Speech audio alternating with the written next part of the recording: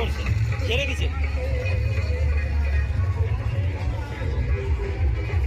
কে যে কার আওয়াজ শুনছে বোঝা যাচ্ছে না।